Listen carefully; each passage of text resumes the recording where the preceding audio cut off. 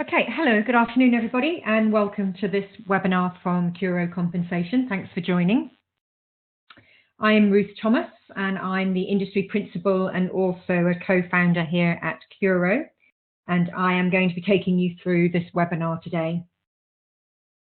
Well, it's quite surprising that we're already well into September, and most of us here in the Northern Hemisphere have now enjoyed our summer holidays, and thankfully seen our children back to school, and already the nights seem to be getting darker. For those of us working in reward, that also means comp season is just around the corner. And I'm sure most of you are now probably already working on planning budgets, processing market data, and thinking about kicking off the compensation review season. So today, for this webinar, we decided to focus on some compensation best practice tips as we enter the 2017-18 compensation season.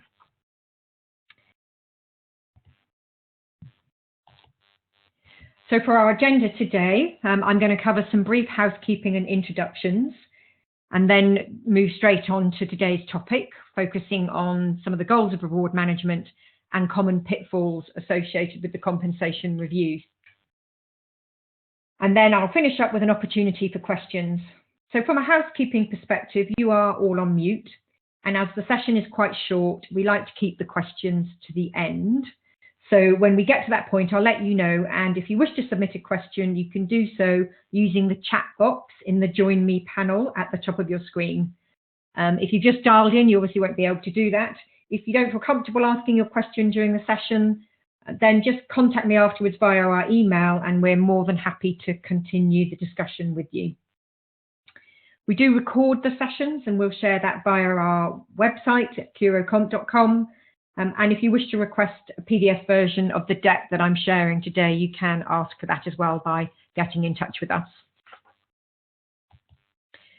So just some quick introductions to Kuro for those of you who don't know what we do. We are an HR software provider. We're a compensation management software provider, and we provide technology to help automate, streamline, and enhance your compensation management processes. We're a best of breed provider, so we only focus on compensation management, and we can integrate with any HR platforms or talent management platforms. We have over 50 clients on our platform, managing across multiple currencies and countries, so we support many global companies with multinational operations. We have a growing list of partners with whom we work, either for implementation purposes or for extending our global sales reach. And we also have wide industry coverage, so while many of our clients started in the legal and financial sectors, our product is definitely sector agnostic and works across all sectors. And you can see from our strong and growing client base that we have many sectors represented there. So these are just a few of the names from our Kuro client community. If you'd like to find any more about these and how we work with them, or any more about Kuro, then go to our website or get in touch, and we're happy to share some additional information with you. So let's turn to today's subject matter, compensation best practice. Well, before we get too sucked into thinking about preparing for the compensation review, I just wanted to press pause and revisit what we're trying to achieve through this process. So what are the goals of reward management? And I think it's worth revisiting these three key principles. On a broader level, in HR, our role is all about managing human capital, and our focus should be on delivering business imperatives through people. But in order to do that, you need to leverage and engage people, or rather employees. So we also need to focus on the need to attract, engage, motivate, and retain employees. And when it comes to reward has a significant influence to play in terms of who's in your workforce and how they behave, and whether they deliver on your business imperatives. Specifically in reward, our role should be about optimizing compensation spend. The amount of money spent on pay can often account for the largest part of any organization's expenditure. And we all have a significant role to play in making sure that it's spent effectively and efficiently. So when it comes to optimization compensation spend, what should we be thinking about, and what are the key principles? Well, the first is obvious: how to use reward to leverage key talent in our organizations. And this is really set against a background of a war for talent, weak labour productivity, and business leaders who are recognising that what we need to do is to get employees to work smarter, not harder or longer, and create more with the same amount of input. And that's a real challenge in today's economy. And this is leading some innovative employers to consider new approaches to managing talent from both a performance and a reward perspective. And I'm going to touch on that at the end of this session. We also need to think very hard about how we link compensation or reward to the achievement of financial and strategic goals. So more and more here at Kuro, we're working with companies who are introducing key business and individual performance metrics in their reward programs and their incentive schemes, rather than a discretionary allocation approach. So it's becoming more common to get a direct link between compensation and financial and personal KPIs. But also here, I'm also thinking about measuring the effectiveness of compensation spend, which is, I talked in one of my recent webinars, is something I don't think we're necessarily very good at in HR, which is measuring whether we're actually delivering on our reward principles. Reward has to be also about directing pay to those who demonstrate the right leadership and ethical behaviour. Behaviour and recognising the right behaviour became very important post-financial crisis, when there was a lot of focus on risk-taking behaviours that had potentially contributed to the financial crisis. But now we seem to have moved on a bit, and recognising ethical behaviour and the right behaviour within organisations is becoming more and more critical and part of your employer's value proposition. It's really part of your brand, and it will be key to attracting millennial employees to your organisation who are more interested in whether your ethics and values are aligned with their own when they're choosing employers. When it comes to optimising compensation spend, we also need to think about achieving pay equity and transparency. A lot of this is being driven by legislation, but we also need to react to changing employee expectations about pay transparency and the fact that in this information age, pay data is readily available to many. And finally, we need to think about operating within legal and regulatory frameworks. There's been a lot of legislation impacting reward in the last 8 years, and there's going to be more to come over the next 12 to 24 months. So we obviously need to make sure we're adhering to those at the same time as optimising compensation spend. So against this framework, what should we be thinking about in terms of best practice for this upcoming compensation season? I'm going to approach this today from the perspective of looking at some of the common pitfalls. And for the sake of an analogy, I'm calling them the 7 deadly sins. And I'm going to take you through those now. So my first sin is about focusing too much on the process and not enough on output. So for many of us in compensation, the cycle that we go through has become very event-driven, and it's very time-consuming.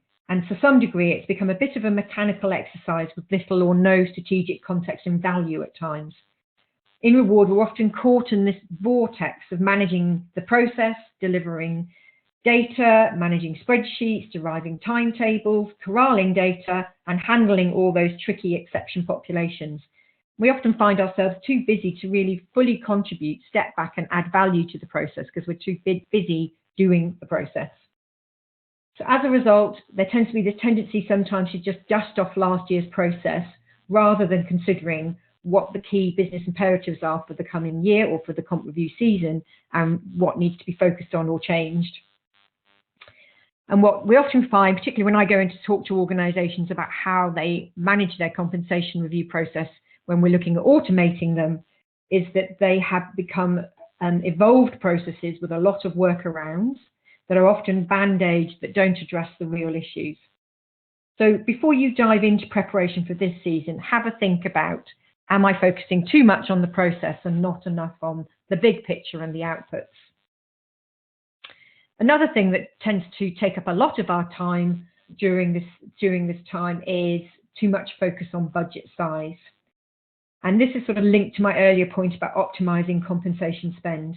Many of us spend a large proportion of our time focusing effort on the quantum of budgets at this time of year, and then as we go through the process, how to control expenditure against this. With this approach, compensation is mainly seen as a cost to be minimised. And I talked in my recent reward governance webinar about how what we really need in today's business environment is a shift to an approach where pay and reward are seen as an investment which must be optimised to ensure maximum productivity and therefore leverage human capital. And this is a much more compelling approach when set against today's economic challenges. So it's less focused on how it's spent and more focused on what we should be rewarding and how to optimise that investment. My third sin is weak reward governance. And here I'm specifically talking about a failure to measure reward effectiveness and delivery of reward principles. I've already touched on this. We talk to many organisations about their reward strategy and know that some struggle to demonstrate a clear ROI on reward, either because they do not know what metrics to use or they're too busy managing the process to do this. So it's hard not to fall into that trap. But as you enter the comp planning process this year, find time to think about what do we have in place that will help us to assess whether the rewards allocated during this process have been in line with our reward principles and our business goals. So this might be, at this stage, identifying what metrics will demonstrate pay for performance, or will demonstrate that you've recognised key talent, or that you've addressed things like attrition risk, and that you've recognised employees with the key skills that you need to deliver on the next 12 months business imperatives. And I'm going to talk about feedback a bit later, but I'd also encourage you to think about incorporating feedback into the review process to collect stakeholder feedback at the end of the process, because that can also be a very, very valuable metric to use in terms of measuring effectiveness of reward principles and policies. My fourth sin is adopting one-size-fits-all approach. We know organisations have become more diverse and complex, and it is increasingly apparent that one-size-fits-all approach will not engage all our employees. And it really is a difficult, delicate balance between maintaining a consistent approach to your reward philosophy and principles while meeting the needs of different employees and jurisdictions.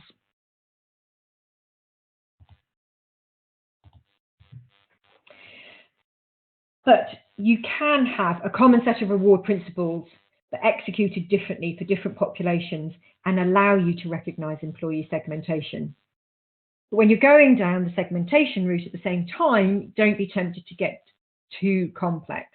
I've worked with companies helping them to transform their processes with our software, and during the discovery phase, it's taken me 2 or 3 attempts to understand their compensation plans, their bonus plans, which is quite worrying because this is what I do for a living and have done for over 25 years. Simplicity is critical in pay design. You need managers and employees to easily be able to make the link between performance and reward for it to be effective.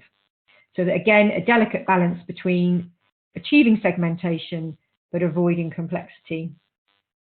And while we're talking about a one-size-fits-all approach, I'm also going to mention pay differentiation.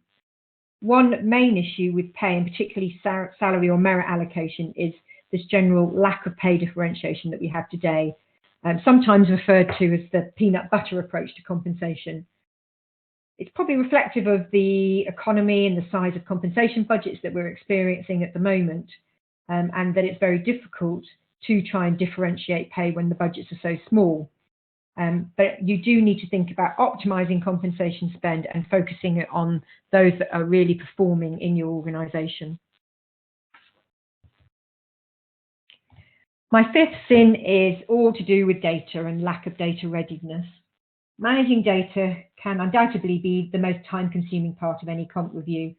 And I know, we spend a lot of time managing data, corralling it, interpreting data. And some of the key issues that we normally face are actually, getting hold of that data, making sure that it's accurate, and then once we have it, calibrating that data in a meaningful way, because it's normally held across multiple sources. Pulling this data together normally falls to 1 or 2 key people, without whom the whole process would fall over. which in itself is a problem because you end up with this key man dependency when it comes to managing data in your organization. And it's probably fair to say that traditionally we've been bad at managing data in HR. But with the increasing adoption of new cost-effective software as a service technology with BI tools integrated that are being brought in to manage HR data, it's now really time to up our game. And we need to take the step forward from simply processing and reporting on information to using the data we have to provide insight and decision support to our business leaders. My sixth sin is about treating the process as an HR-owned process and really only considering our own needs. We cannot lose sight of the other participants and their requirements. And I'm just summarising who those are and what their needs are in this slide. So we've got companies and employers who obviously the objective is to optimise compensation spend and maximise employee engagement and productivity. From the employee's perspective, they want to know that their contribution and skills are being recognised and that they've been paid fairly. And managers, well, today's managers want to be empowered to make business decisions on rewarding and retaining their key talent.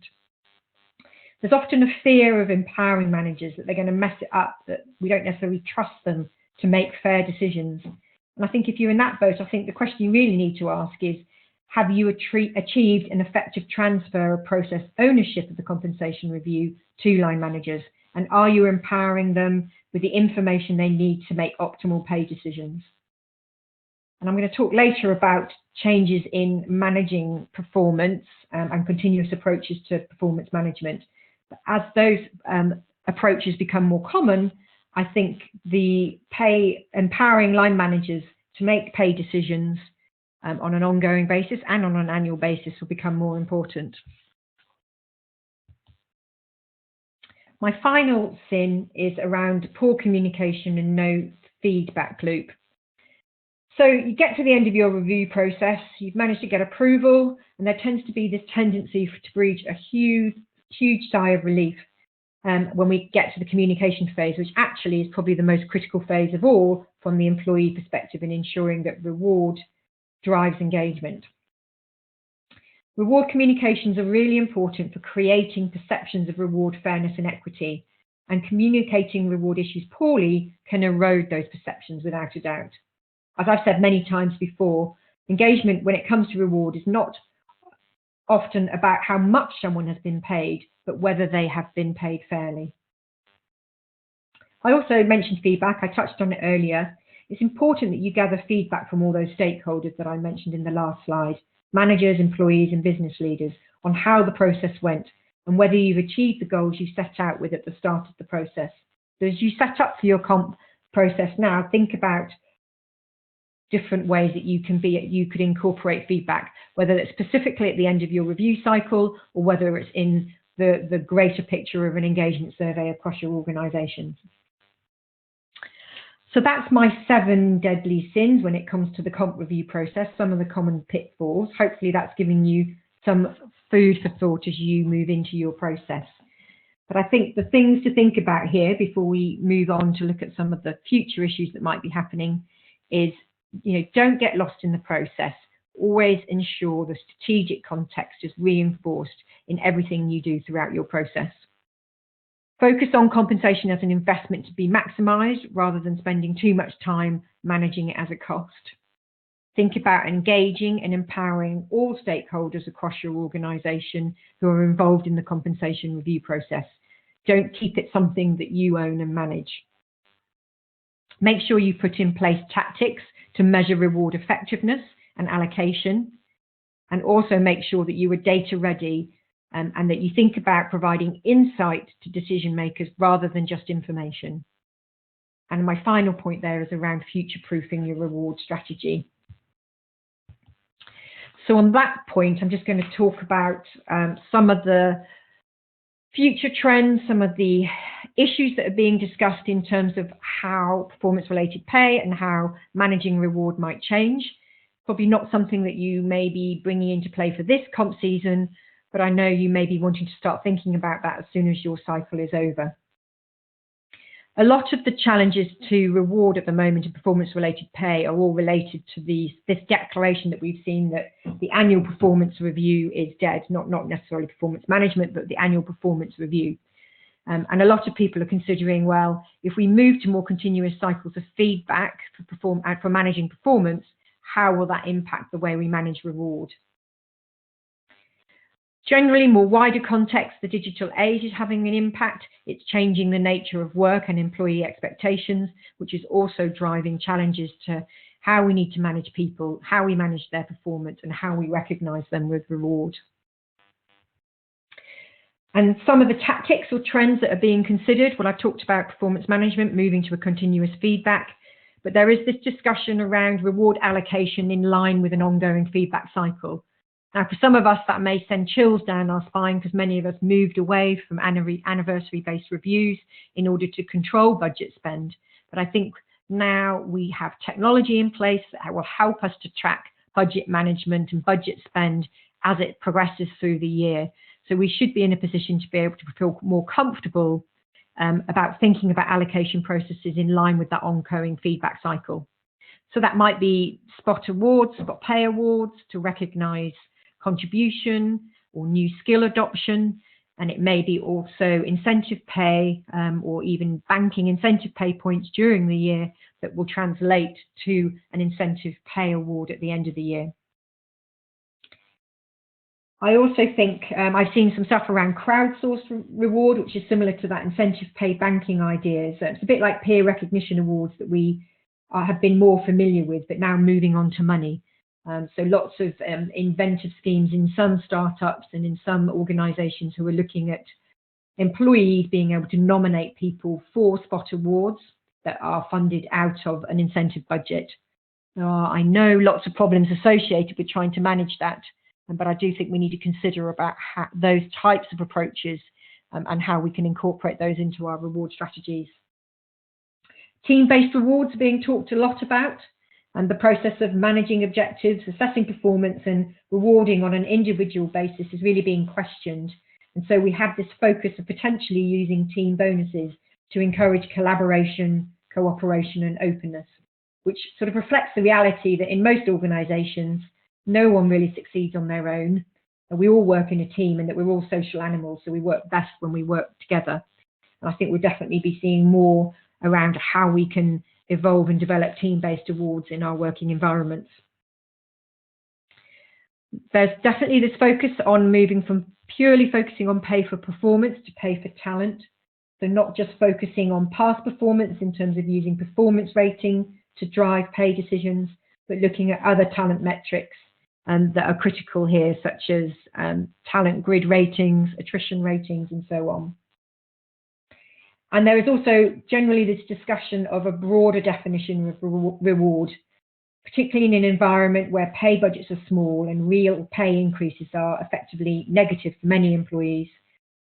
So many employers are focusing on other ways of recognizing and rewarding employees.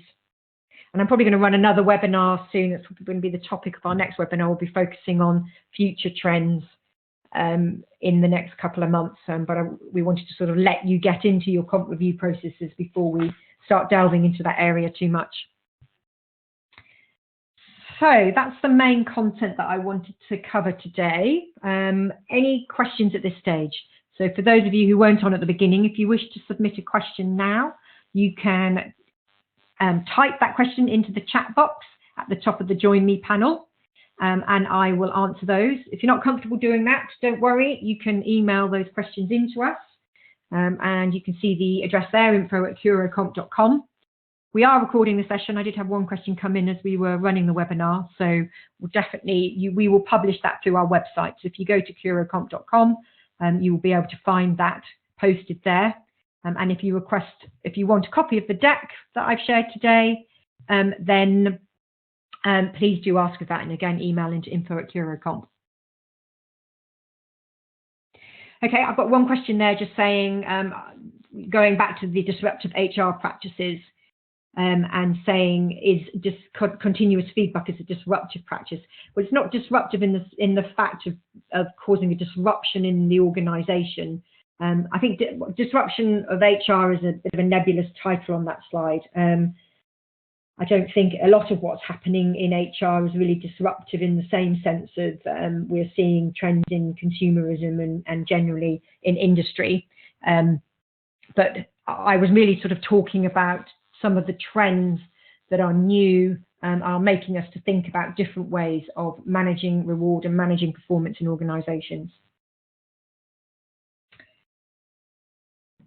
Okay, I've got another question coming in saying we're not comfortable in our organisation about our managers being able to make fair decisions.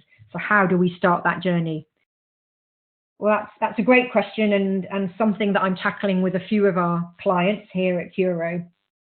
I think first of all, you need to make sure you've got your building blocks in place. So you need to make sure you've got benchmarking information, job leveling information if that's relevant to your organisation. And then you've also done your analysis on equity metrics and pay fairness across your organisation. And if you're well equipped there, and then you can find the right way to be able to share that information with your managers, then you're ready to start that journey. And you can present that information to managers in a meaningful way. And that's a lot of what our solution does for our clients. When we start working with our clients, often they've been using 300-column spreadsheets for managing the comp review process. And by going to an online solution, they're able to redesign that and present the information to managers in a user-intuitive way. And the other thing you can do with technology, of course, when it comes to governing managers' decisions, is using system alerts to provide warnings and drive additional justifications. Okay, another question I've had come in is we keep hearing that our comp practices are not fit for purpose. So how do we start to design comp processes that are tailored while still maintaining equity and control? Well, I'd be interested to know who's saying that your comp practices are not fit for purpose. Maybe that's the business or the employees. Managers, right, thanks for that. Yes, I think you need to, when you're designing compensation practices and when you're designing reward plans, that conversation needs to start with your business and with your managers. So what are the business imperatives that you're trying to drive in your organization, and how can reward drive those imperatives? And that needs to be a two-way joined up discussion. And until you get that two-way discussion and buy-in from managers, then empowering managers and getting them to work with you through that process isn't going to happen. I think once you are able to provide them with the right information, then they can understand this concept of maintaining equity and control as well. I mean, I know there's this common theory that all managers want to pay everybody too much money, and that's not really, strictly true. If you work with them to provide them with the right benchmarking information, to provide them with key trend information, to direct them in the right direction in terms of where they should be directing their pay budgets, then you will definitely get a joined up relationship there in terms of your managers.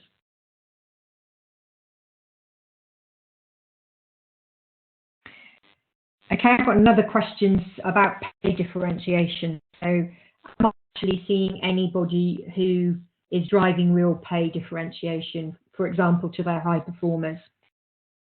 Well, yes, I am.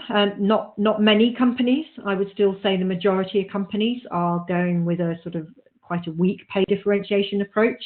Obviously, as I said, driven by most paid budgets between, here in the UK and in the US, hovering around the 2.5 to 3% mark. But I have worked with some organisations over the last 18 months or so who have tried an approach of where they have gone to put performance ratings to one side, and they've tried to identify who their high performers are and then focus on allocating their pay budget to those. And it's met mixed feedback, because you obviously at the end of that end up with employees at the bottom end receiving potentially nothing, and that can be quite a hard message to drive through. But there are definitely organisations that are starting to think about how to tackle that. And we won't achieve ultimately optimisation of compensation spend unless we do that. Okay, we're just coming to the end of our time. Any other questions from any other viewers online before I close the session? Okay, thanks very much then, everybody. Again, you can see our contact details there. Thanks very much for joining the session. Please do get in touch. As I said, we'd like to continue the discussion. We're at Kuro, we're passionate about compensation, and we're passionate about best practice. So if you want to talk any more, please do get in touch. Thanks very much.